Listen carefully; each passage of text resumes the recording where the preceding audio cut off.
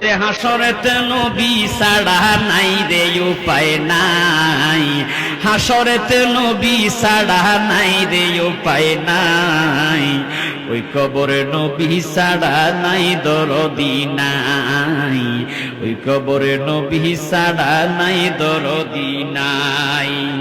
বান্দার জন্য রহমত আমার নবী মুহাম্মদ, সুবহানাল্লাহ কন্না।